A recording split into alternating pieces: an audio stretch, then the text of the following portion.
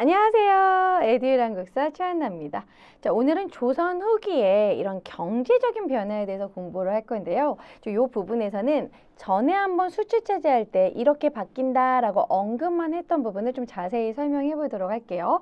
자, 일단 조세 공납 여기 어떻게 이제 문제가 생겼습니까? 조세 같은 경우에는 원래는 이제 과정법을 시행해가지고 1결당 30도를 걷다가 그나마 좀 줄여준 것이 세종 때 공법으로 전분 6등, 연분 9등 여기에 의해서 1결당 4도에서 20도로 풍용에 따라 왔다 갔다 했단 말이에요. 그런데 풍용과 상관없이 우리 중간에 무슨 사건이 있었냐면 바로 임진왜란, 병자호란, 양난이 있었어요. 그러니까 농민들이 너무 먹고 살기 힘들고 결국에는 겨우겨우 막 세금을 막 최저로 내는 거예요. 그래서 이제 인조가 결단을 내립니다. 그럼 그냥 최저만 내. 뭐 4에서 20도 왔다 갔다 하지 말고 최저 4도에 맞춘다. 자, 그렇지만 호남 지방은 그래도 꽤 나왔기 때문에 6도까지. 그래서 4에서 6도를 냈다. 그래서 이렇게 영원히 정했다. 그래서 영정법입니다. 인조 때 영정법. 자, 1결당 4에서 6도로 액수를 고정한 것입니다. 자, 그래서 이것을 뭐 조세, 전세, 정액화, 액수를 정했다라는 의미인데요. 근데 여러분 선지에서 4에서 6도로 고정했다라고 나오지만 그냥 4도로 고정했다고 나올 수도 있습니다. 같은 의미예요. 둘 다 맞아요. 4에서 6도로 고정했다. 영정법. 자, 그 다음에 이제 공납으로 넘어가도록 하겠습니다. 자, 공납 같은 경우에는 원래 특산물을 냈었죠. 그러니까 실제 현물을 징수를 했었어요. 근데 호마다, 집집마다 할당을 했기 때문에 잘 사는 집, 못 사는 집 똑같이 전복 10개 뭐 이런 식으로 내면 가난한 집은 그 전복 10개를 구하려고 막 돈을 많이 들고 너무 힘든데 부자들은 쉽게 내는 거예요. 빈부격차를 고려하지 않은 거죠. 이 부분을 이제 해결하기 위해서 대동법을 실시합니다. 자, 또한 이 집집마다 징수하는 것도 조금 불만이 있었고 요 방납의 폐단이 아주 심각했죠. 방납의 폐단은 다른 지역에서 어떻게? 다른 지역에서 사서 내는 거예요. 사서 납부한다. 자, 이런 식으로 하다 보니까 그 다른 지역에서 사오는 금액을 내가 내야 되기 때문에 예를 들어서 뭐 10,000원만 내면 되는 거를 50,000원, 심하면 100,000원까지 막 10배까지도 더 징수를 한 거예요. 그러니까 너무 부담이 됐겠죠. 그래서 방납의 폐단으로 이런 농민들의 부담이 너무 높았기 때문에 그것을 해결해 주기 위해서 어차피 그럴 거면 쌀로 내라. 쌀이나 옷감이나 화폐로 내라. 그것이 바로 대동법입니다. 그래서 이 중에서는 사실 대동법이 제일 중요해요. 자, 대동법은 광해군 때 제일 처음 실시를 하게 돼요. 이원익의 건의로. 자, 그래서 이제 뭐 선해청을 설치했다라는 사료가 나온다면 대동법과 관련된 내용입니다. 자, 제일 처음에는 경기도에서 실시를 해요. 왜냐면 이 양반들이 불만을 가지고 반대했기 때문이야. 왜? 토지 1결당 12도를 냈으면 여러분 봐봐요. 영정법에서 1결당 4도를 냈죠. 근데 지금 공납에서 지금 대동법으로 1결당 12도를 내면 4, 32 거의 3배를 내는 거야. 그러니까 이제 아주 부담이 된 거지. 그런데 땅이 많은 그런 대지주들 양반들은 더 많이 내야 되는 거야. 싫은 거지. 반대를 하는 거예요. 자, 그래서 처음에는 경기도 실시되고 그 다음에 조금씩 이제 확대됩니다. 효종 때 김육의 건의로 이제 뭐 충청도부터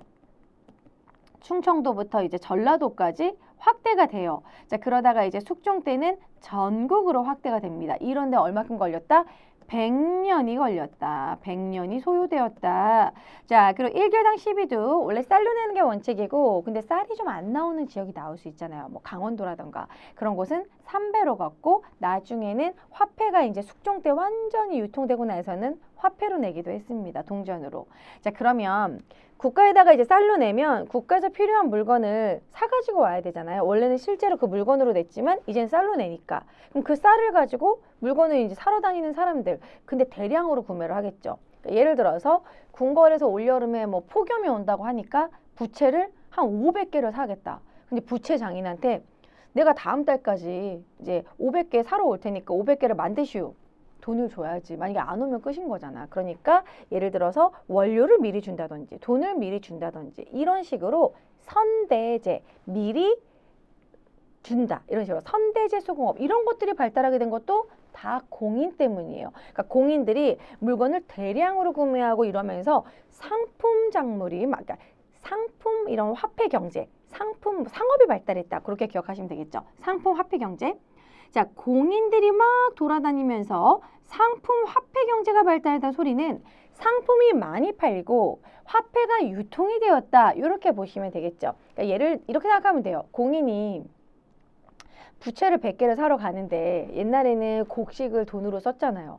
그 부채 100개 가격에 쌀을 어떻게 들고 가? 너무 무겁죠. 그러니까 이제 화폐로 들고 가게 되고 화폐가 유통이 되고 상품이 유통이 되고 그래서 상품 화폐 경제가 발달했다. 그래서 공인의 등장 아주 중요합니다. 대동법으로 인한 공인의 등장. 자, 이러한 공인들은요. 나중에 도고로 성장하기도 했다.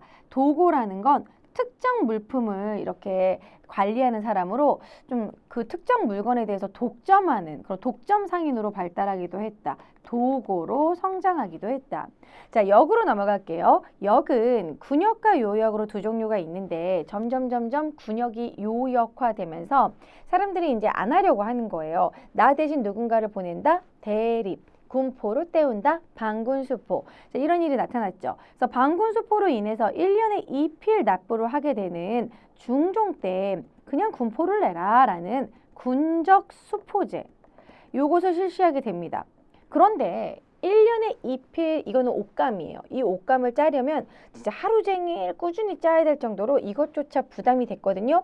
줄여주겠다. 그래서 영조가 이것을 절반으로 줄여줍니다. 그래서 이제 균일세일 이렇게 생각을 해주세요. 영조는 균역법 줄여줬다. 균등하게 줄여줬다. 뭐 이런 느낌으로 절반으로. 자, 그래서 영조는 1년에 1필로 절반 세일을 해줍니다. 그 대신 부족할 거 아니에요? 부족한 부족분을 뭐 어장세라던가 염전세 아니면 선박세 이런 식으로 어염 선박세로 추가를 받고요.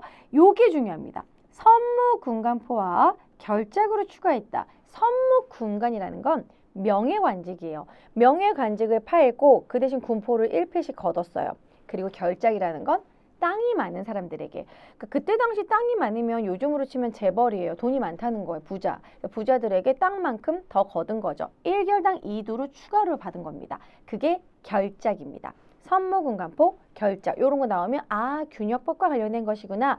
균역법 나오면 영조.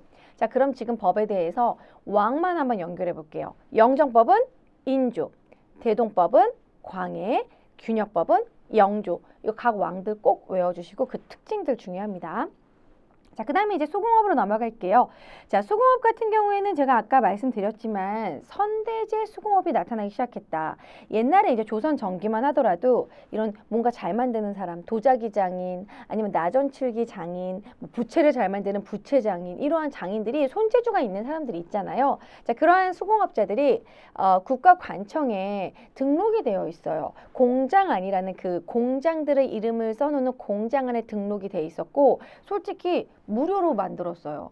이제 뭐 식비, 어느 정도의 약간의 식비와 교통비 정도만 좀 주고 내가 물건을 만든 것에 대한 비용을 안 주는 거야. 굳이 거기에 왜 그럼 거기서 일해? 억울하지. 나의 이런 기술력을 거기다 쓴다는 게 억울하지. 그래서 공장 안에 등록을 되어 있었다가 그러다가 이들이 점점점 거기서 빠져나가게 됩니다. 나 그냥 국가에 세금 낼 테니까 빠져나간다. 자, 이런 식으로 하면서 점점 장인세를 납부하는 식으로 국가에다가 장인세를 납부하고 프리 생활을 하게 돼요. 그러니까 이제 내가 그냥 물건 만들어서 난 팔겠다. 이런 식으로. 그러면서 장인세를 납부하고 자유롭게 그냥 활동을 하는 납포장들이 막 나타나게 됩니다. 자, 그리고 이때 이제 수공업자들 민용수공업이 이렇게 발달하게 돼요. 이 민용수공업이 발달한다는 소리도 납포장이 증가했다는 소리예요. 어려운 말로. 납포장이 증가했다. 국가에다가 그냥 장인세를 내고 내 물건을 만들어서 시장에 파는 그러한 장인들이 많아졌다라고 생각하시면 돼요. 자, 그리고 선대제 수공업 아까 말씀드렸죠? 미리 이런 자금이나 원료를 미리 받아가지고 물건을 만드는 거예요. 왜냐하면 이건 대량 생산을 하기 위해서. 대량으로 만들다 보니까.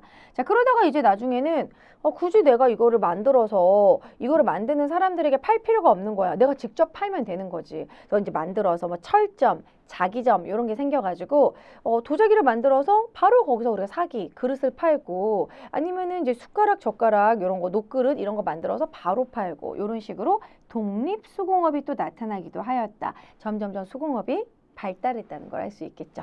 자, 그 다음에 광업으로 넘어가겠습니다. 광업도 지하자원을 캐는 건데 원래는 국가가 주도해서 이제 지하자원을 캤었어요. 그리고 개인이 채굴을 못하게 했었습니다. 정부가 독점을 했다는 소리는 개인이 채굴하는 걸 어려운 말로 개인사, 채굴할 채, 사채라고 해요. 사채를 금지시켰어. 이건 사채업자의 사채가 아니에요. 개인 채굴. 그거를 못하게 했었는데 점점 이제 사람들이 이제는 막 그 은 같은 거를 많이 필요로 했고 중국이랑 무역을 하려면 은이 필요하니까 사람들이 은광이 많아지고 그러면서 개인 채굴이 많아지니까 국가가 어느 정도 이제 허용을 합니다. 허용을 하고 그 대신 니네 세금을 내라. 그게 바로 설점수세제예요. 이제 이런 은의 수요가 늘어나게 됩니다. 은의 수요가 늘어나게 된 이유는 뭐 대청무역이라고 할 수 있겠죠. 중국과 대청무역이 늘어나게 되고 은이 많이 필요하게 되다 보니까 설점수세제, 말이 좀 어렵죠?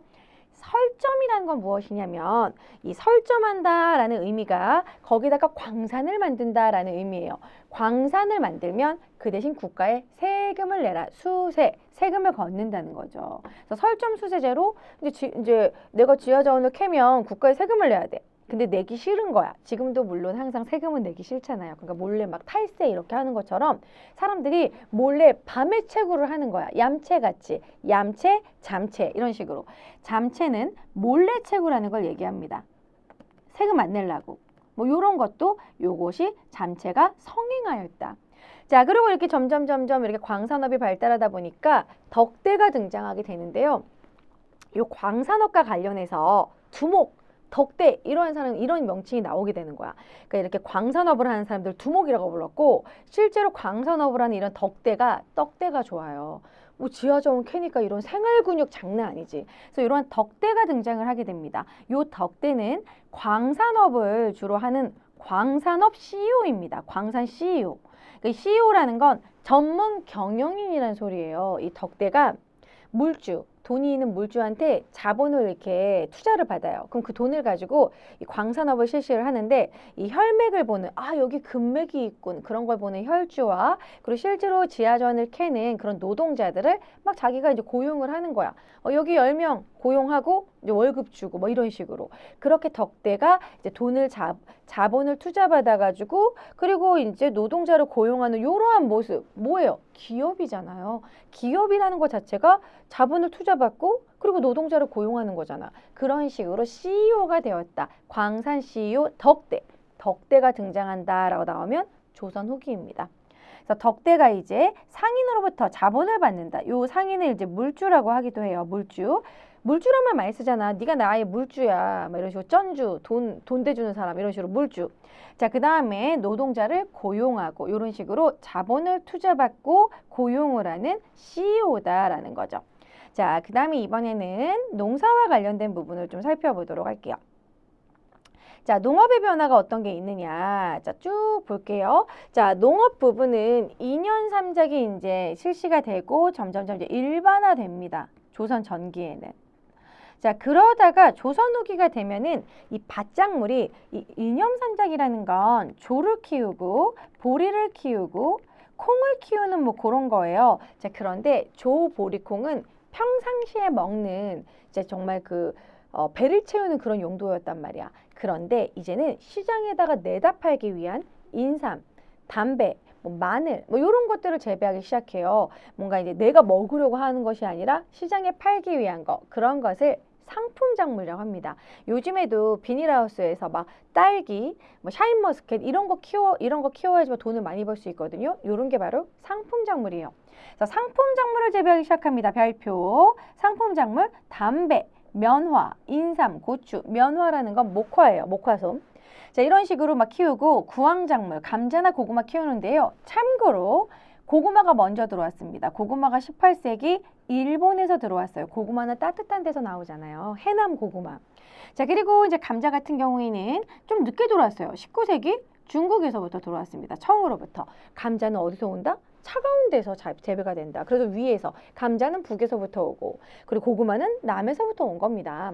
자, 그리고 이제 논 직파법이라는 거는 직접 이렇게 씨를 뿌리는 거였어요. 그런데 모내기법이 남부지방 일부에 보급이 되는데 이 모내기법의 장점은 무엇이냐면 직파법은 여기다가 씨를 막 이렇게 뿌리기 때문에 얘네들이 새싹이 날 때까지 주변에 막 민들레 꽃이 날라오고 막 잡초가 이렇게 있으면 잡초를 계속 뽑아줘야 돼. 안 그러면 잡초가 영양분을 다 뺏어가기 때문에 얘네들이 싹을 못 틔우고 죽어요. 자, 그런데 이 모내기법의 좋은 점은 무엇이냐면 이 논에다가 따로 이제 모판을 길러가지고 여기서 이제 새싹이 어느 정도 자라면 그거를 여기로 옮겨 심는 게 모내기법이야. 여러분 모내기 하는 거 보셨나요?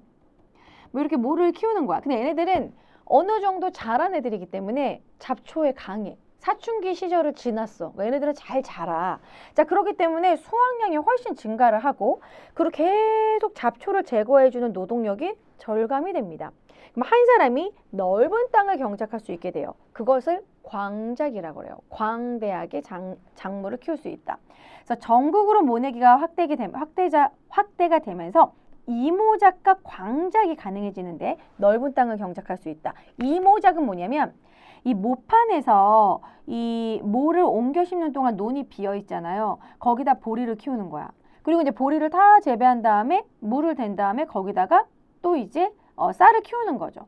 그래서 보리와 쌀을 1년에 2번 질 수 있는 이모작이 가능해졌다. 근데 이 보리가 완전 좋은 게 보리는 세금을 내지 않아요. 그러니까 보리는 그때 옛날 사람들 그래서 맨날 보리밥을 먹었던 거야. 세금을 내지 않는 작물이기 때문에 일상생활에서 보리를 먹고 쌀은 거의 상품화됐어요. 당시에는 쌀이 세금을 내는 대동법으로 인해서 세금을 낸다든지 그런 식으로 했기 때문에 쌀은 실제로 먹는 것보다는 거의 상품화되었다. 그 쌀은 정말 특별한 날에만 먹을 수 있었다. 자, 그래서 이제 결국 쌀의 생산량이 늘어나게 되고 노동력이 절감돼서 광작, 한 사람이 넓은 땅을 경작할 수 있게 되었다. 자, 그 다음에 지대. 자, 지대도 제가 추가적으로 자세히 설명한다고 그랬죠. 타조법은 무조건 50%. 뭐 이제 야구 선수들 타율을 생각을 하세요. 타율이 몇 퍼센트, 비율 이런 거거든요. 그래서 타조법은 2분의 1을 내는 거예요. 그러다 보니까 이 지주가 간섭이 너무 심해. 왜 놀고 있냐? 너 절반 나한테 뚝 떼줘야 되는데 지주의 간섭이 너무 심하고 열심히 일해도 항상 절반을 내야 되니까 능률이 떨어지죠. 열심히 일하면 뭐해? 지주한테 50% 떼가야 되는데 줘야 되는데 지대가 이렇게 절반을 냈단 말이에요. 그러다가 점점점 이제 농사가 발달하고 이제 농사에 자신감이 생기고 이렇게 하다 보니까 이제 지주랑 나름의 이제 맞짱을 뜨는 거죠. 그러니까 예를 들어서 나으리 작년에 제가 100가마 주지 않았습니까? 올해는 그럼 120가마를 줄 테니까 액수를 정해놓도록 하죠. 그럼 지주의 입장에서는 20가마를 더 주니까 콜 이렇게 하는 거지. 그러면은 이제 내가 열심히 일하는 거야. 아침부터 일어나서 밤낮을 가리지 않고 열심히 농사를 치면 남는 건 다 내 거니까. 그래서 이 능률이 막 올라가지고 결국 수확량이 300가마가 되면 지주한테 120가마를 줘도 나는 180가마를 가져가는 거야. 작년만 해도 100가마밖에 못 가져갔는데 이런 식으로 실질적으로는 3분의 1 정도로 가져갈 수 있게 액수를 정해놓는 거야. 도조법은 액수를 정해놓고 계약을 하는 거예요. 그래서 실질적으로는 3분의 1 정도를 징수하게 되는 식으로 줄어들게 됩니다. 자, 그래서 이거는 뭔가 지주랑 싸운다. 타도 이런 식으로 외워주시면 돼요. 타조법에서 도조법으로 바뀌었다. 타도. 자, 그런데 도조법은 일반화가 된 건 아니었고 일부 지역에서 이제 막 시작하는 단계였습니다. 그 다음에 이제 농서. 자, 세종대왕 때 이제 농사직설 만들었죠. 금양장록은 성종 때 강희맹이 만들었죠. 농사직설은 정초가, 그리고 금양장록은 강희맹이. 이런 식으로 이제 농서가 있었는데요. 요것을 이제 좀 통합을 해가지고 모내기법을 적극적으로 전수하는 농가집성. 집성은 집대성한 느낌이다라고 기억을 해주세요. 농가집성은 효종 때 신속히 만들게 됩니다. 신속하게 진행시켜. 신속하게 농가집성. 이런 식으로 신속하게 만들어라. 농가집성은 모내기법을 아주 보급하는데 이제 확대시키는데 큰 도움이 됐습니다. 색경 같은 경우에는 박세당이라는 인물이 만든 농법서인데 박세당이 이런 농업이나 뭐 이런 상업적인 농업 그뿐만이 아니라 뭐 누에고치, 양잠하는 법, 돈 벌 수 있는 농사의 여러 가지를 다 담은 게 색경입니다. 그 다음에 관어상인, 이제 국가에 이제 소속된 그런 상인인 건데요. 시전상인 같은 경우에는 종로에 이런 유기전이 있었어요. 그래서 이제 시전상인에게는 혜택을 줬습니다. 금난 정권의 혜택이 있었죠. 자, 그리고 보부상들은 여기저기 떠돌아다니면서 이 시장 저 시장 돌아다니는 장돌뱅이라고 불렀던 인물들인데요. 이 보부상들이 주로 유통을 맡죠. 이쪽에 있는 물건을 이쪽으로 가가지고 팔기도 하고, 이쪽에 있는 물건 이쪽에 전달해 주기도 하고, 지방의 장시를 막 도는데, 이 보부상들은 나중에 개항기 때 해상공국, 황국협회로 부르기도 합니다. 해상공국 같은 경우에는 가보개혁 일어났을 시즌에, 황국협회 같은 경우에는 이제 독립협회가 활동했던 1898년 뭐 요 정도에 이런 식으로 조금 이제 이름이 바뀐 것 뿐이에요. 그렇게만 기억하시면 됩니다. 자, 그 다음에 이제 금난 정권. 시전상인들이 난전을 금하는 권리를 갖고 있어. 요 물건은 나만 팔아야 돼. 다른 사람들 팔지 마. 뭐 요런 거예요. 그것을 폐지합니다. 유기전을 제외하고 금난 정권을 폐지한 게 정조의 신해통공이죠. 그래서 여기서 중요한 건 유기전은 제외. 유기전 제외하고도 많은 시전상인들이 막 횡포를 부렸거든요. 자, 그러면서 금난 정권이 폐지되고 나서는 서울에서 많은 시장이 열리게 되는데, 종로가 종로예요. 그리고 이현은 동대문, 그리고 칠패 뭐 요런 데서 시장이 형성이 됩니다. 그것은 지금까지 이어지고 있죠. 동대문 시장, 남대문 시장. 자, 그리고 전국적인 유통망이 생기고 보부상단이 만들어졌다. 자, 그리고 공인의 등장으로 인해서 이들이 이제 독점상인, 물건을 독점하는 독점상인, 도고로 성장하기도 하였다. 어떤 물건을 구하려면 꼭 어느 사람한테 가봐야 된다. 뭐 이런 식으로. 자, 그 다음에 이제 사상, 자유로운 상인들, 그리고 개인적인 사상, 상단이 생기게 되는데요. 이거는 만상, 내상, 송상을 외워주셔야 됩니다. 만상은 의주의 만상인데요. 자, 여기다가 여러분, 자, 빈칸이 있으니까 지도를 간단하게 그려볼게요. 너무 저기 슬림하게 한반도를 그렸다. 자, 여기 보면 여기가 바로 의주입니다. 의주에서 슉 넘어가면 여기가 청이거든요. 그럼 당연히 청과 무역을 하는 거. 의주는 만상이에요. 자, 그럼 여기가 이제 동래입니다. 동래는 지금의 부산이죠. 동래에서 슉 넘어가면 어디예요? 일본이잖아요. 그래서 대일무역을 하는 동래의 내상입니다. 자, 그럼 여기 중간에 개성이라는 지역이 있어요. 개성은 예전부터 인삼이 유명했던 지역입니다. 개성에 송상이 있습니다. 왜 내가 지도까지 굳이 그렸느냐? 송상이 여기 의주에 가가지고 인삼을 줘요? 이번에 청나라에서 좋은 도자기가 왔다네. 그 도자기 가지고 와. 그럼 그 도자기 들고 와서 여기 동네에서, 일본에서 그 도자기 필요하대. 그럼 도자기 들고 가고 인삼도 가져가. 그러면 이제 이런 청나라 물건도 또 이쪽에다가 일본에다가 팔고 또 일본 물건 가지고 와. 이런 식으로 이제 왔다 갔다 전달하면서 자신이 비싸게 팔겠죠. 도자기를 10,000원에 사오면 일본에다가 20,000원에 파는 거야. 막 2배, 3배 치기 하면서 중간에서 이제 돈을 꽤 벌 수 있는 이런 중개무역을 했다는 게 중요합니다. 그래서 개성의 송상이 가장 돈을 많이 벌었다. 왜냐면 이제 청이나 일본이나 대청무역, 대일무역에 항상 이제 우리가 수출했던 건 인삼이었거든요. 그래서 인삼 갖다 주러 간 김에 또 이제 청나라 물건도 갖고 오고 또 일본 물건도 갖고 오고 이런 식으로. 자, 그래서 이 개성의 송상이 제일 돈을 많이 벌었습니다. 그래서 이제 이 송방이라는 건 인삼 대리점 같은 거예요. 그리고 이 송상 같은 경우에는 중개무역으로 돈을 아주 많이 벌었다. 그래서 이 돈을 아주 많이 벌어서 이 송상 같은 경우에는 한능검에서 사계치부라는 게 나오기도 해요. 복식기부, 복식부기, 복식장부라고 하는 사기치부라는 그런 장부도 있었다. 그 정도로 돈을 많이 벌었다. 자, 그 다음에 이제 동래의 내상. 동래의 내상은 대일무역이죠. 자, 의주의 만상은 대청무역. 자, 동래의 내상은 대일무역. 자, 그리고 송상은 중개무역. 경강상인은 말 그대로 수도경. 수도에 있는 강 뭐예요? 한강이죠. 한강을 중심으로 이렇게 배로 왔다 갔다 했던 경강상인들도 꽤 돈을 많이 벌었다. 그 다음에 포구. 포구라는 거는 이쪽에 목포라던가 여기 영산강 하구라던가 이렇게 강과 강과 바다가 만나는 곳, 그쪽이 주로 포구입니다. 지금도 항구에는 막 자갈치 시장 이런 식으로 시장이 발달하는 것처럼 과거에도 포구에는 많은 상인들이 몰렸어요. 물건을 막 내리고 그 물건을 사고 이런 식으로 만남의 장소이기 때문에 아주 교역이 많이 활발했던 곳입니다. 요 포구에는 객주와 여각이 돈을 아주 많이 벌었다. 객주라는 거는 주로 여관을 운영하는 사람인데요. 여관을 운영하면서 거기다 창고도 운영하고 주로 이제 숙식, 그리고 창고에서 보관, 그리고 돈도 꿔줘, 금융, 그리고 이 물건을 필요로 하는 사람들은 연계해줘, 중개, 이런 식의 여러 가지 역할을 하기 때문에 아주 돈을 많이 벌었던 사람들이 객주와 여각이다. 자, 이런 식 포구에서는 배를 이용하는 선상, 그리고 객주, 여각 이런 사람들, 매매, 판매하고 중개하고 숙박하고 뭐 이런 것들을 모두 맡아서 하는 사람들이 이제 많았다. 객주와 여각들. 그다음에 대외무역. 자, 대외무역은 이제 주로 공무역과 사무역 둘 다 하는데요. 후시가 사무역이에요. 자, 청나라와는 중간 개시, 중간 후시, 책문 후시 이런 식으로 여러분 사실 후시라는 단어가 나오면 조선 후기입니다. 조선 후기, 후시 이런 식으로 기억을 해주세요.